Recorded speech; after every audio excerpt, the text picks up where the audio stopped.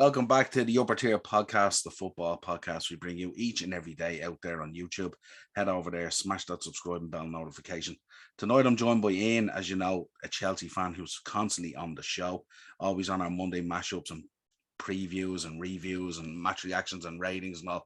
But tonight we're doing a special episode where we kind of felt we couldn't just let the whole Roman Abramovich thing go by without laying down a marker on it ourselves on the podcast. If you hear me tonight, I'm a little bit nasally and stuff like that, so I'm a little bit fluey at the moment, but we'll soldier on for you good viewers. As always, if you want to contact the show, the upper tier podcast at gmail.com, and you'll get us on Twitter at the _upper_tier, Facebook, Instagram, TikTok, Spotify, Google Podcasts, Amazon Music. We're out there, we're everywhere. Too tired tonight to go through the whole rigmarole of it, to be honest. How we doing, pal? All good. Yeah, I said I'd bring you on because I know this is a tough time to be a Chelsea fan. There's no doubt about it. But to put context on it, on the outset, let's say that we stand with our brothers and sisters in the Ukraine. There's no doubt about it. We stand together. This invasion shouldn't happen. It's totally wrong. And we feel for the images and stuff that we see out there at the moment. It's absolutely heartbreaking. I know me and you were talking after the Carabao Cup the other day, and we were fairly emotional even about that with the wreaths and the colours and the banners, and it got pretty emotional and pretty thick. But let's put a bit of context on this. I think we have to put a bit of context on Roman Abramovich and what he brought to Chelsea Football Club, where he took them from, the success. And I know there's a cohort of fans out there that will say at times he wasn't exactly what they wanted. Roberto Di Matteo, Ancelotti getting sacked in the tunnel, small things like that. But I think overall, from my point of view, and I'm a Liverpool fan, people know that, I think he's been an absolute fantastic owner for Chelsea Football Club. And I think he's kind of the epitome of what you would want an owner to be in your club. And we have the banter from time to time. We obviously talk about the wealth and the money and how it was divvied up in Russia and all that kind of thing. But the reality is we don't know the reality of that. But all we can judge the man on is what we see in black and white and what he's done for Chelsea Football Club. So I suppose to begin, a rundown of the man's accolades, as they say. Obviously, he took over in 2003, bought the club, I think, 140 million. Jeez, I remember that day well. 100, I'm sure you do. He had 13 different managers. He has spent 2.1 billion on transfers, 21 trophies in that time over 19 seasons. So literally better than a trophy a season, just marginally. Okay.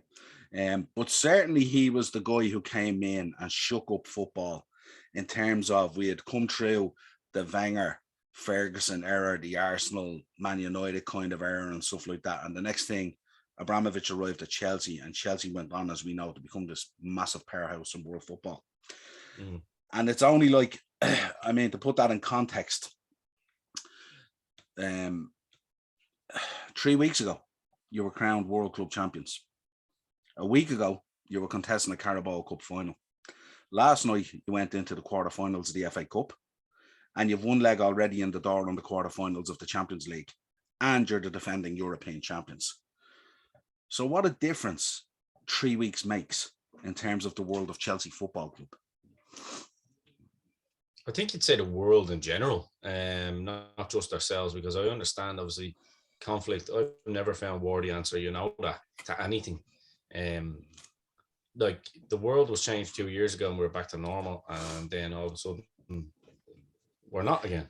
In a lot of ways, we're not again. I mean, we're kind of the lucky ones, you know what I mean, that we're able to kind of walk down the street and stuff like that. So I absolutely second everything you said and then some when it comes to our thoughts and prayers with people all around the world getting invaded or having to worry about how they're going to feed their families or anything like that. So just wanted to get that out of the way. But in terms of how it's affected Chelsea Football Club, you probably remember on, I think it was Sunday, or was it the Saturday before the game? I kind of called it, didn't I? Yeah. I said, this is going to be sold within the next week or so. I don't know. It wasn't because I had sources or anything like that. It was just, I knew. The thing is, when you're a diehard fan of your club, you kind of, and especially someone like Abramovich, even though he didn't come out and speak a lot, you kind of know when you've got an owner that in love with a football club and you've seen him in the stands celebrate the way he does and, get so into it and put as much into our club as he has. You kind of know that he's going to do what's best for the club. You know what I mean? And I think that's what he's done in this situation, being honest with you. I know you're probably going to get onto it about the future of Chelsea. I don't worry too much in terms of what he's going to. I don't think he would just sell it to Jack the Rabbit. You know what I mean? I don't think he would. You wouldn't have a Mike Ashley in there or something. I don't think he'd entertain anything like that. I think the team of people that he has had around him, he'll want to make sure that it's in good hands. And obviously, we'll get on to what he's already done to ensure that. Yeah. But yeah, no, the face of it has absolutely changed. I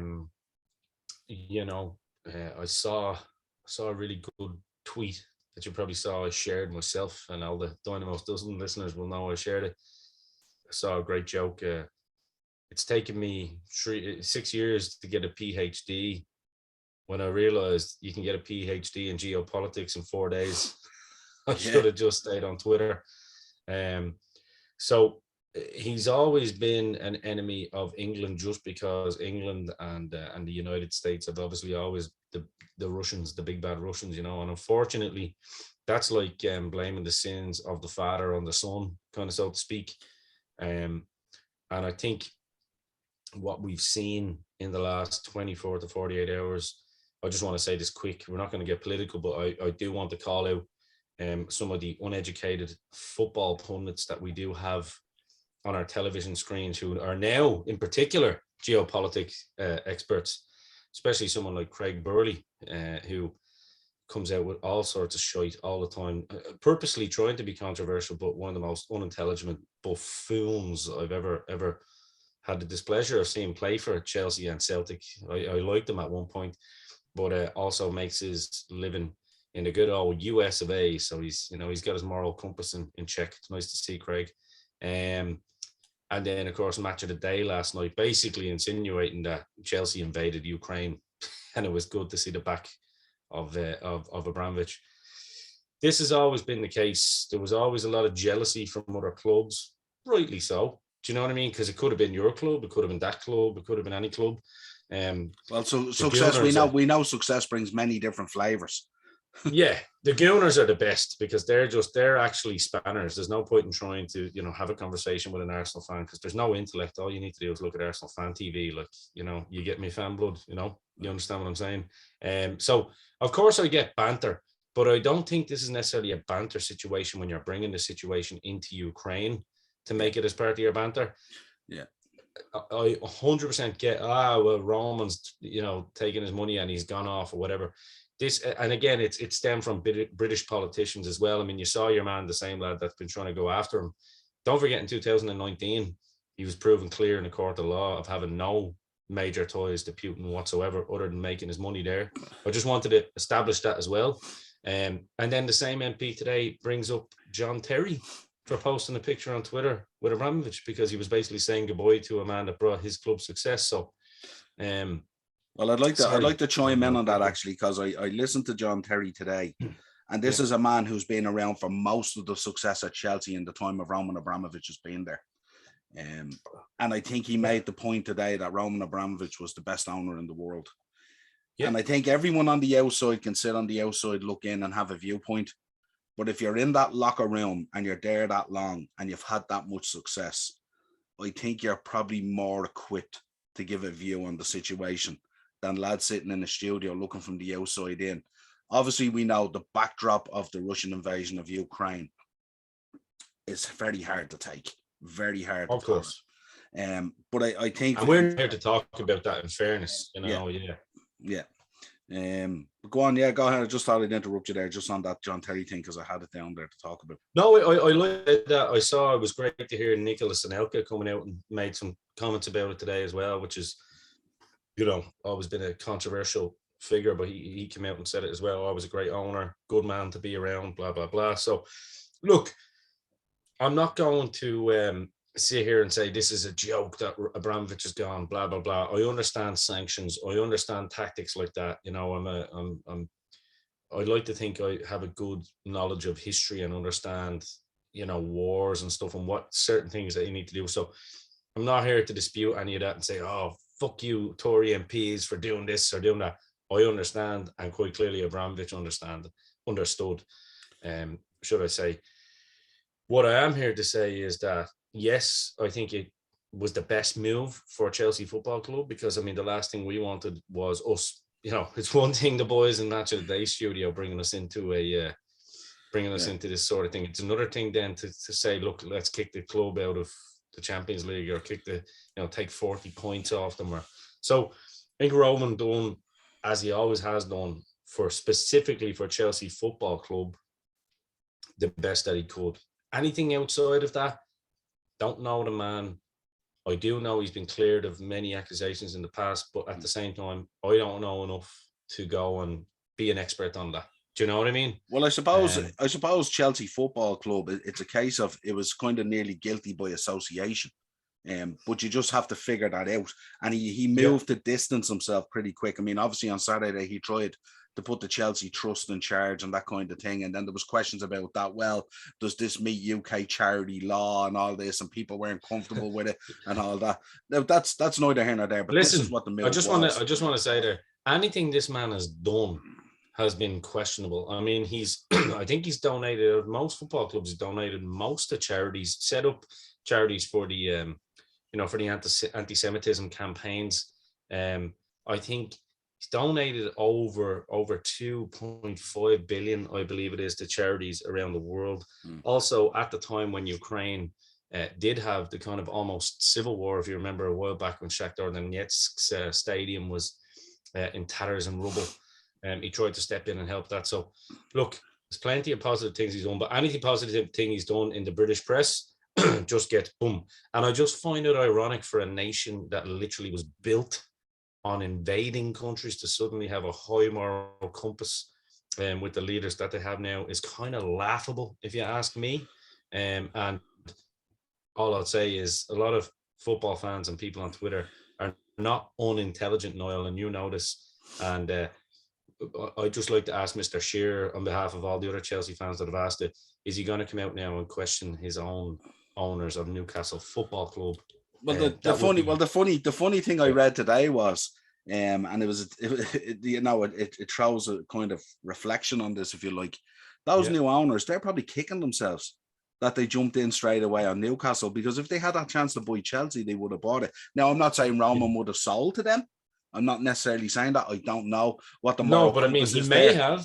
Yeah, but I mean, if you look at Chelsea as a prospect, to buy Chelsea, the location, the squad, the history, everything that's going on there, the sponsorship deals, everything's going on there.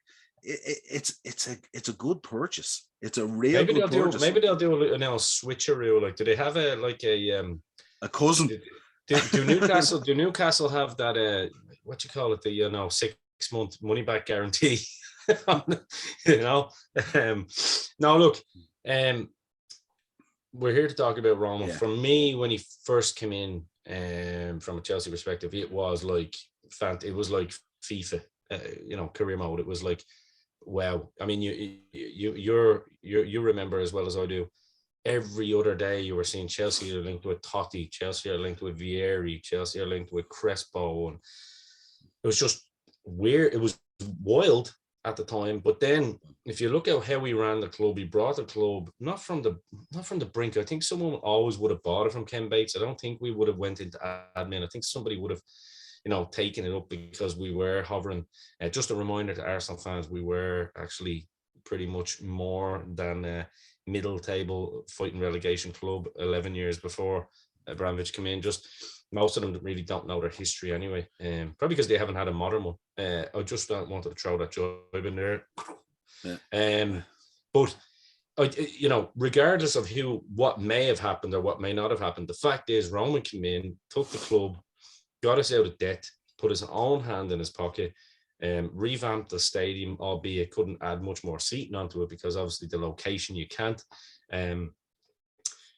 On top of that, brought billions over 20 years into the UK economy just in taxes alone, and tourism and stuff like that. Obviously had the plans approved to build not to build a new stadium, but to redo Stamford Bridge, which would have had a new metro line and everything into it, would have probably brought an extra couple of billion over a course of, I think, 5 years into UK economy.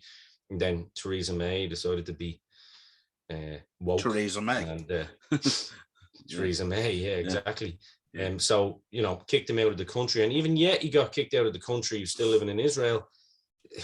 Like, for a certain rag that we won't mention on your show out of respect for you, to read headlines today to say one of Putin's cronies gets kicked out of England, this is a certain crony who's just said that any net profit from this club will go to Ukraine, not to Russia.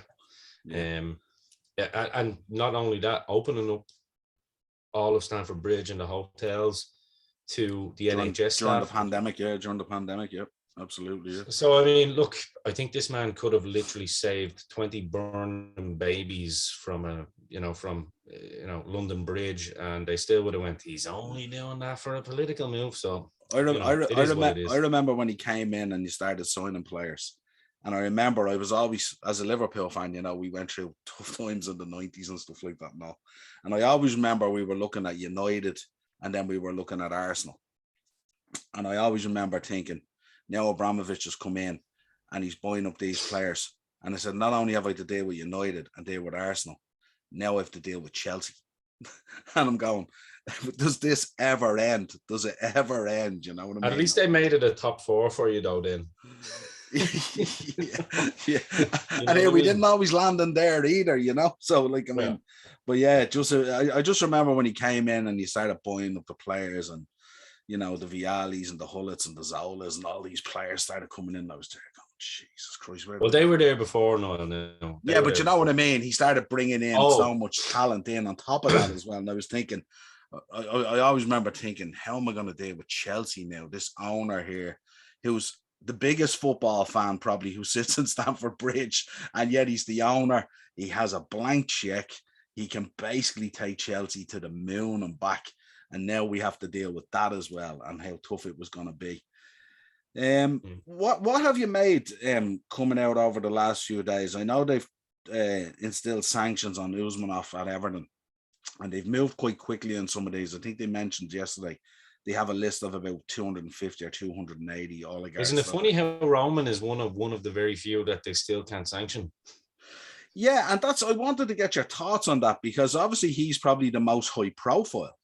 Yeah, so he'd be the easiest to get, right? So, like, you would think if they were going to move, in terms if it's banked for their buck and this is what they want to do, you would think he would be the guy you'd be moving on. Well, they have been, as you know. Yeah, but you know what I mean. I mean, it looks like they went into Everton and they hit him hard within a day. Boom. You know what I mean? And I just think, yeah, go ahead. No, I think it goes back to when they brought him up in 2019. He kind of was squeaky clean. You know what I mean? It's kind of like whoever was pictured with Epstein was also almost guilty of association. The amount of celebs and politicians that were seen with him. It's not the same thing. Well, it is, I suppose, the same thing. We're talking about criminals here. But that's all they really had, and it was oil money, it was Russian. But then I think he had, like, as much ties he had with Russia. I mean, he had as many ties with with Israel and kind of the Jewish side of things. So it was always a kind of a very strange one, even for me. I was kind of like, well, surely if they had something on this lad, they'd get him. Do you know what I mean? Or it was always very strange. So I agree with you there. They have ran in quick on it. They don't seem to have it, and I think he's just pacified them now. It's kind of like settling out of court in a way, isn't it? Look, yeah, take whatever you want. I'm out of Chelsea Football Club.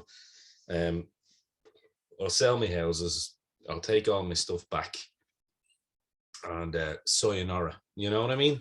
Yeah, it's kind of like he had had enough, isn't it? He had just had enough of it, really. This was the straw that broke the camel's back. And I mean, when you think about the amount of money he's walking away from, that'll tell you how deep it's cutting to him, that kind of way in terms of Yeah. his own emotion and stuff like that. In terms of, I wanted to get your thoughts on Tuchel because we hadn't spoken about Tuchel. He had a press conference and he was asked, obviously, the questions. They kept on going back to the questions about the Russian invasion of Ukraine and stuff like that. And he had a massive outburst. And this is a man who's normally quite reserved and calculated and controlled in his approach and in his communication. But he absolutely lost it. And he really felt for the guy because he was in a seat there and you could see how uncomfortable he was. And, he's saying, I've never felt this. I've only known peace. I don't know anything about this. This is politics. Talk to politicians, all this kind of thing, and you could feel the pressure there and it was so uncomfortable for him. But what was your thoughts on that when you seen it? I actually got quite emotional during that one too, because I could almost, like you said, I could almost put myself in his shoes. It's like, it's like asking, it's like realistically, if something like that happened in Ireland again, or, or somewhere close, like what do we know what our forefathers went through almost, you know what I mean? Kind of like insinuating, always Germany should know about this kind of stuff. Come on, you know what I mean? That was a long time ago. Look, it's typical British press. I think they're the worst in the world. I think they're the bottom of the barrel. Shout out to Henry Winters last night, who was really driving the show on BBC and hasn't answered one question as to what his agenda was, even though we all know it today. If this doesn't prove that there's been an agenda against Chelsea, I really don't know what does. And what I'm going to say now before I get ridiculed and called out by fellow, mashup fans and listeners to your show, I'm not saying every referee is against Chelsea. Look, I understand that offside was bullshit on Sunday, but I'm just saying. No, thought it was just spot had to try. well, you did. That index finger. That index finger can really make a difference. You should shave your armpit hair. That's true. Clip your nails. Manscaped. Yeah. But yeah, the point I was making there was, I really think, we're seeing what the British media thinks of Chelsea, and my father and older fans know it goes back way before Abramovich too. You know what I mean? They were considered the posh club of London, and yet they were always kind of the players they employed weren't necessarily posh players. Just asked Chopper Harris and Dennis Wise and people like that. But there's always been something, and this is now an agenda for people to throw stones at what they think could be the capitulation of the Roman Empire, no pun intended. However, what a silly assessment to think that Chelsea are now just going to go back down to a mid-table club because Roman's money is gone. Considering you've already got, look, I know you're probably going to bring up new ownership and stuff like that up. But yeah, I just think, I really do think we're seeing a clear agenda of what the British sports media have wanted for a long time, and it's almost like they're having little self victories. Yeah, to be honest with you, I think they're the biggest slime of humanity, and I'm a very big fan of media and journalism. You know that. So we run content, we run shows, we try to do it in our own way. But that traditional journalism media, most of them are bad, and they can't. They're like vultures just waiting to jump on a. Well, certainly in the circle that I operate in, which is football. But again, it's so difficult. Yes, that's what I mean. That's what I mean. Sorry, sports. It's so difficult in the layer of this, isn't it? Because you have the backdrop of this invasion, and you have like people being killed, and I seen a guy you'd recognize very well. He was on Sky today, Andrei Shevchenko. It's just heartbreaking to see him there talking, and he's talking about his mum, I think, and his sister are still in Kiev and all this kind of thing, and you're just there going, just imagine being in that space. Imagine, like you're nearly sitting there waiting for bad news or something like that. And you feel so hopeless. And these are multi-millionaires who can't influence this in any way. They feel hopeless because money can't influence this in terms of at that level. You know what I mean? And I just think it's just, I think the international. Yeah, go ahead, go on. No, just a little story that I'd like to share, and I won't mention their names, but three of my very, very best friends in school and all through my 20s, and even now, their dad was from Iraq and married a woman from Walkinstown, of all places, in the rough part of the south side of Dublin. And they moved to the UK. He obviously got out of Iraq early on, back in the 90s when, Papa Bush decided to, have the Gulf War. I believe, Gulf War. Yeah, I'm not mistaken there. Sorry. So he hadn't, right, his name is Hussein. We always called him Big Huss. He had hands like absolute shovels, like 6'2" monster. And he was one of the nicest men you'd ever meet. You know what I mean? Just completely adapted to our culture at a very early time. Obviously had 3 great kids, built up their own business. They run a great nursing home there in Wicklow. And it was a heartbreaking story that one of the brothers told me. I may as well mention him. Shout out to Nabs, great lad. Heartbreaking story. They told me that he had a brother that he was super, super close to, but didn't know whether he was dead or alive because of what was going on. They were just reading on the news and just looking at the news, and everything is doom and gloom, because that's what the news aren't going to tell you a happy story. And cut a long story short, the lads at the age of internet coming in were able to make contact with the brother, and they brought him over for Christmas one year, and it was like the nicest story. Do you know what I mean? But imagine, like, when they saw the emotion in their dad, like just seeing that, like they were thinking, what? Because he wouldn't speak about it really. Do you know what I mean? Yeah, of course. But that showed you right there what he had obviously been feeling for 20 plus years. Like, so absolutely, look, this is just wrong on every level. Like you mentioned, Andrei Shevchenko there.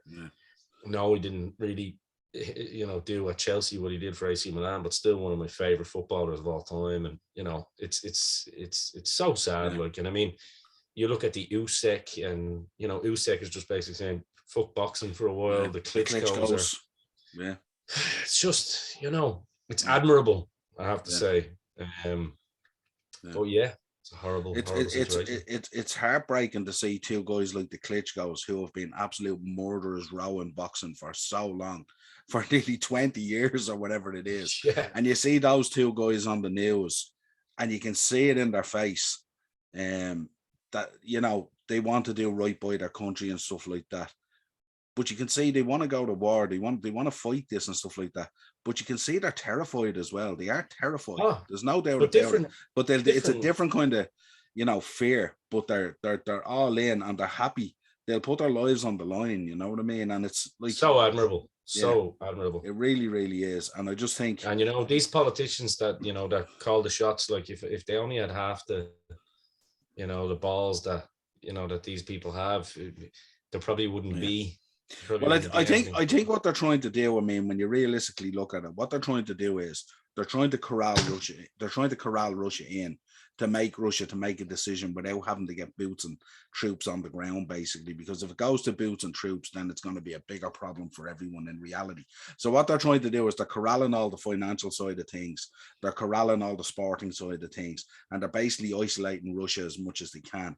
Now, whether that has the desired effect that it should have on Putin, we're not too sure, because looking from the outside in and not getting political around like that, but it seems like he's sailing a one-man ship there. Because you can see looking at some of the footage coming through on the news channels and stuff like that, it seems to come across that even the Russian soldiers don't kind of want to be there. You know what I mean? You can most of them don't. Look, I think we need to go back really further back in history, and almost we need to get a Caesar job to happen.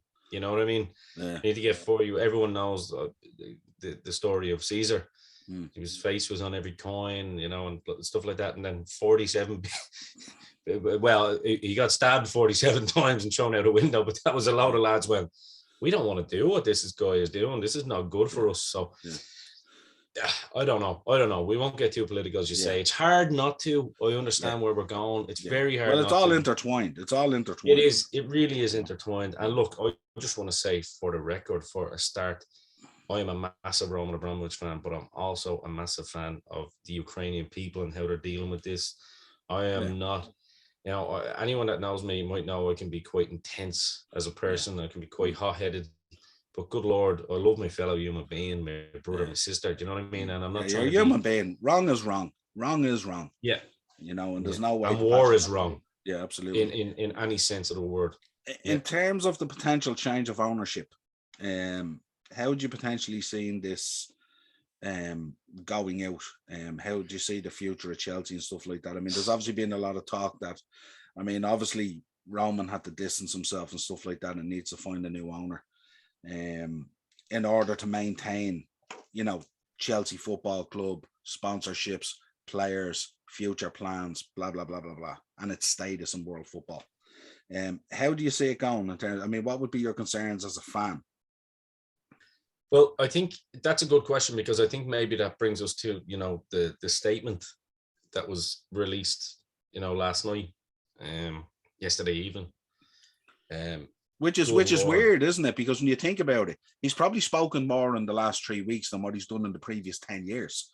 The last one we remember was probably the statement he released when Frank Lampard got sacked. But prior to that, when have you ever heard this guy make a statement? Never. You know what I mean? Never. And the thing about it is, it was it's a good job you didn't get me on last night, because I probably wouldn't have made it. Sound like you were fired up, all right. Well, but with emotion, but I probably would have been sitting here crying, to be honest with you. Yeah. I think, you're going to get the usual, the media go, oh, this is a political move, blah, blah, blah. Look, read into it whatever way you want. Look, you're always going to get skeptics. You're always going to get, people that are, but it's a gesture, isn't it? The fact that, he's going to put the net profit into the Ukraine. I mean, look, at the end of the day, that statement right there, but he hasn't come out and condemned Russia. He's already condemned what Putin's actions are by saying that, right? If you're intelligent enough to read that sentence, okay, you're supposed to be media men, supposed to be intelligent. We're actually paying you money to sit here and listen to your views and opinions, because we assume that you're intelligent enough to read between the lines. Him saying that the net profit will go to Ukraine and basically help their people, blah, blah, blah, done more than any other football club, or pretty much more than most UK politicians have done in terms of cha-ching in doing that. Yeah. And that statement right there, no, I don't know whether you would agree with what I'm saying there, but I think it's quite obvious, isn't it? Yeah, it is. It is, but of course, the media being the media, they pull certain aspects of it apart, because they talk about, they're talking about the victims of the Ukraine war. And then people started saying, well, is this just the Ukrainian people, or are the Russian people involved, and blah, blah, blah. And, it just goes down and divulges into that kind of thing. And then they were also questioning the whole thing. Well, what do you really mean by net profit? Is net profit 200 million, or is it the 1.5 billion, or is it the 3 billion that the club is sold for? And they were just nitpicking through the statement. Like, this is a guy who doesn't make statements. He doesn't make statements, you know what I mean? So then if you're a smart businessman, Noel, you're a businessman. The net profit of a 2 billion or $2.5 billion sale, the reason it's not the gross is because the gross has got to cover costs of the actual club. Plus he's wiping off the 1.5 billion debt that's on the books. Do you know what I mean? And that's not even necessarily a debt. It's what he's paid in. But if he decided, no, I'm out and you owe me, then it's a debt, as you say. You know what I mean? But he's basically saying, no, I've given you, that's my gift. Well, you see, it's only not a debt because he's agreed to write it off. Yeah. Otherwise, like in accounting terms, it's a debt. Well, listen, if he goes off into the sunset and says, also, I want my 1.5 billion back, that leaves Chelsea in a very, very different situation going into the next phase. So I'm going to answer your question now. I think he's left us in the same position that we were in anyway, personally. The structure is there. He's left us. I mean, it's almost ironic, isn't it, that this is coming around? He completed football. It's almost ironic that, his last trophy was the World Club Championship, and that's what he bails out on. Like, I've completed it, mate. Yeah. But in terms of the structure, he's arguably the best youth academy in the world. Arguably. Yeah. I mean, there's enough stats to make a point on that one. Yeah. If not, at least in the top 5 anyway. Well, we only have to look at the Lowndes around Europe. The proof is in the pudding. and of course, you know, the trophies won by the youth, arguably the best women's team in the world, which I think is great, you know, for to see the ladies kind of getting paid now and starting to build a brand on their, you know, on their football, for all teams, I mean. So I mean, he's left us, you know what I mean? Like, if you'd have said to me 20 years ago, what do you want to do when someone comes in and buys your club, or comes into your promotion, or comes into your business, someone comes into your shop, Niall, if you're paying, you know, if, well, you're not paying them, but if they're coming in, your hope is that they leave the place better than it was before. And without a shadow of a doubt, Chelsea are in a better position than they were before. That is why people are lining up to kind of get consortiums and all going to buy it. You know what I mean? Because it's a global brand now. We are a powerhouse within the world of football, but also sports. As the Premier League grows. Fantastic location. Good, yeah, unbelievable location. Yeah. So he's left us in a far better position than he found us. And I know you mentioned owners, prospective owners. I know this old Swiss guy, he's 86 or 87. He's the one. I'm like, how long's he got? But never invested in sports in any way either. No, but interesting prospect. And then I think he's worth about 5 billion himself. But then this American guy that he's trying to bring in, who owns the LA Dodgers, isn't it? Did I believe? Yeah, LA Dodgers. Yeah, so and he's a big say in what they do. And I know the LA Dodgers are a pretty big deal and doing pretty well at the moment. And I looked at their wage bill, 190 million. Yeah. So that kind of gives you a little bit of hope that you're like, right, if you've got the two of them in, and then you've got, you know, a couple of other boys and girls, probably Conor McGregor will probably join in that consortium. I wonder, I just wonder, Ian, though, with this sale, you know, there's been a lot of talk over the last couple of days about, you know, the fit and proper conduct tests that they do for owners. I just wonder, will this one, I mean, this one obviously will be heavily scrutinized, I would imagine. And I just think, I wonder how easy will it be to get this sale over the line? And is there a timing issue? I mean, has Roman been given a heads up that this is the time we're giving you to dispose of your assets?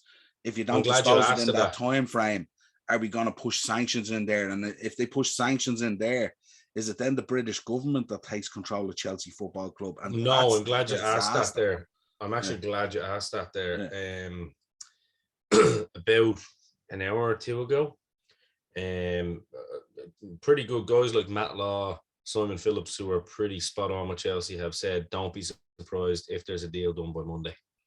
Yeah, the talk was they were going to have something in place by Friday, actually, to be completed on Monday or Tuesday or something like that. But this would be, I'd imagine, this is mountains of bureaucracy and paperwork to get through to get this over the line. I'd imagine it's underway. It's underway with the Swiss guy. Again, I can't. Okay, here we go. Nicola Imfeld. This guy is apparently spot on with everything. He's an economics, markets, banking, crypto, airline, space, international politics, former US correspondent. He knows his shit anyway. Yeah, it's Hans Viss, and it's Todd Bowley, isn't it? Todd Bowley. Todd Bowley. Bohaley or something is there. He's the LA. I presume he's the LA Dodgers guy. He's the Dodgers guy. And it's Hans-Jörg Wyss, I'd imagine. Yeah. I presume so a Swiss American bank account is basically buying Chelsea, which sounds kind of okay to me. No, but this guy Nicola Imfeld, apparently he's very, very in the know, and I just saw Matt Law saying defo work giving Chelsea fans giving this lad a follow. I'd say bang on the money with this info. So I'll read this out very quickly. Yes, this was 2 hours ago. I'm told that, here we go, see if I do a better pronunciation than you. I doubt it. I'm told that the American Swiss consortium with Todd Bowley and Hans-Jörg Wyss, I'd imagine Wyss, have found other partners. The team is now complete. Negotiations with Abramovich are already taking place. He still wants to sell Chelsea quickly. The American Swiss consortium is confident that progress can be made over the weekend. Already on Monday, a deal could be announced. That depends on negotiations over the weekend. Swiss billionaire Wyss will now fly from Boston to California on Thursday afternoon. This should be done by Monday. So There we go. Now, not to pull on your heartstrings too much. He has requested that he wants to have a final send-off at Stamford Bridge to say goodbye to everyone. Does that happen this weekend? No, I don't believe so. I think he said eventually. Eventually. He said eventually. He said one day I'd like to come back and have a final goodbye. Which, that must have hit you hard, did it? It is now. Yeah. Where does it leave? I suppose with a takeover or a buyout happening. Where does it leave? I mean, there's some fundamental things in there that have made Chelsea so successful. I mean, we spoke about them coming out when the Super League was announced. They disbanded it straight away. Roman was the first guy who came out and said, "Good luck, lads. I'm not having any part of this." We remember the footage of Peter Cech out with the fans outside the ground and stuff like that. So obviously Peter Cech, Buck and Marina have been instrumental in Chelsea in terms of success both on and off the pitch, along with Roman in terms of the financial backing that he has given them. How do you see that going down, potentially new ownership? Is this a kind of a case where new owners will come in, they'd have to kind of clear the decks in terms of association, or do you think they'd hang on to some of those key elements? I've actually heard that as well today. I was asking myself the same question for the last 2 days. Apparently, they want to keep Marina, Buck, but I think what they're saying is they'd like Marina in on the financial side, but there's big talk of getting a proper director of football in, which I'm all for. I'm all for that. Because I think when you look at American sports teams, that's generally the way, isn't it? There's a general manager who kind of talks about the structure and stuff. So there's plenty. It's like a twofold thing, isn't there? Isn't there people who manage the sport and there's people who manage the finances, and somewhere in the middle they meet to come together to bring the success that's required. That's it. I think with the Marina one, it's like how close was she to Roman? And I know they were very close, but I think Roman might want her to stay on, and she doesn't have ties to Russia or anything. Like, don't forget, don't be eluded by Granovskaya. She's actually Canadian. Yeah. I think of not even Russian descent, Ukrainian descent, I actually believe. Fact check that, but I'm not 100% sure. Yeah. But I'm almost 100% sure she's Ukrainian Canadian.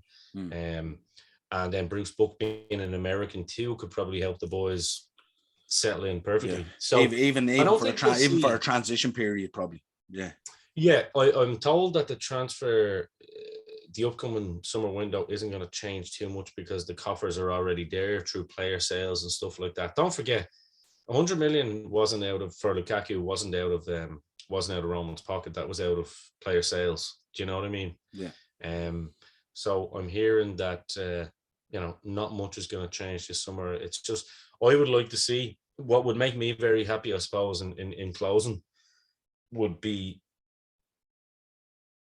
seeing them listen to the football people, announcing themselves in the right way and endearing themselves to fans, which I can't see them not doing, because they will have heard the stories of FSG having issues with, not to a huge extent, because FSG haven't really been that bad. Not at the level of the Glazers or the Cronkies. There we go. Yeah. But I think the Glazier thing will be something that someone says, right, you need to not do what they do. Yeah, this is a footprint of how not to do things. Yeah. And I mean, the Swiss guy, again, I can't remember his name, the older geezer, I'm sure he's smart enough to, because he's obviously Swiss, so he'd be a European, football fan, I'm sure, It's just getting the right people in. And if they've got the right people in consortium-wise, look, I mean, consortiums can add up to all kinds of billions of dollars. We've seen it when Man City had the first takeover. It was a consortium, and I think it puts us on the map in that sense, that if some thing comes along in the next couple of years, then the one thing that these guys will do is obviously build a brand. You know what I mean? Whereas I think Abramovich is more concerned with building. He was building the brand, but I think it then became about sustainability.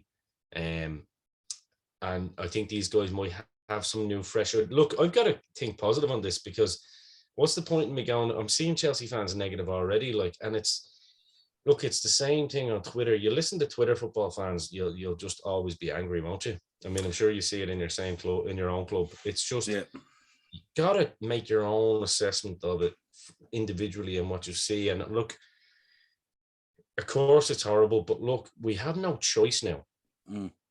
And we're not just suddenly broke. You know, these lads are going to come in, the wage bills are going to be paid.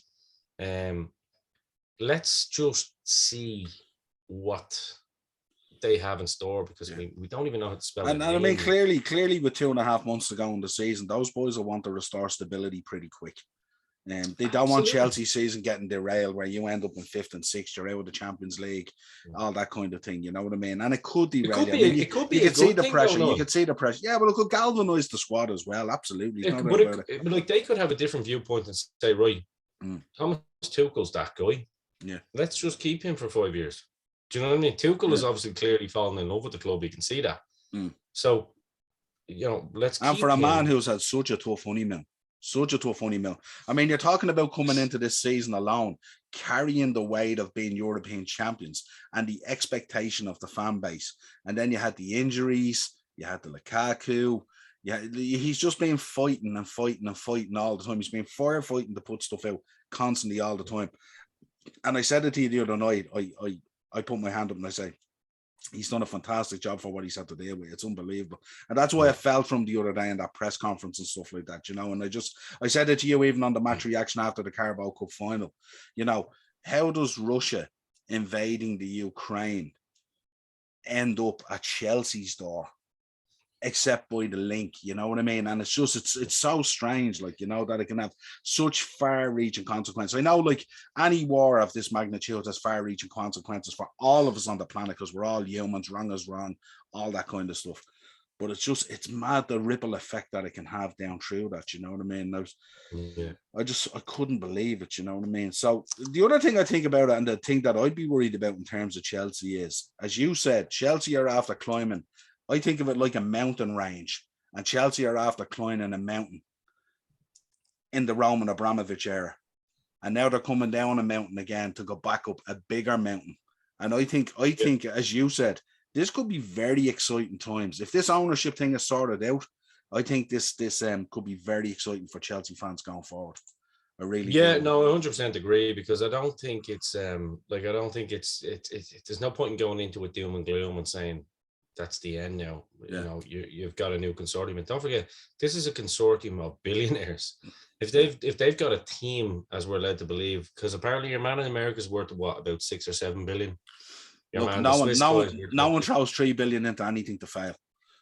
No, let's be honest. So if you've got 5 or 6 or 3 or 4 other lads that have also got a couple of billions in the coffers, I mean, it's a combined. It just, the one thing you don't do is you don't go and be an Arsenal or a United and try to cough money out, you know, try to bleed money out of the club. So I don't foresee that happening. I really don't.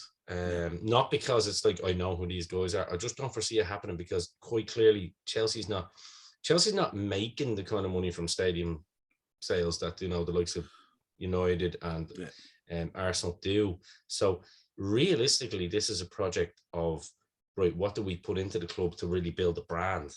You know what I mean? So I think we're in a little bit of a different situation because of the stadium aspect of it, not because of the name. So look, I say to people all the time, look, you don't become a billionaire by being stupid. You know, that's for sure. Well, listen, look, a pleasure having you on. I thought it'd be good that we do an episode on it. It is the guts of 20 years of Roman at the helm, and a ton of success that fans, other fucking rival fans, will be totally jealous about. Look, I know it's tough. We'll see how it pans out. I think it'll level itself out, and I think in the end, I think it'll be good for Chelsea. I think they'll rise up again, and I think they'll be even stronger than what they are now, which is a scary thing to think about as a football club. Well, until next time, drop your comments down below. Let us know what you think. We do stand with our brothers and sisters in Ukraine. There's no doubt about it. As always, war resolves nothing, and we will talk to you again real soon. Cheers, bro. Thanks for having me. I appreciate this one in particular.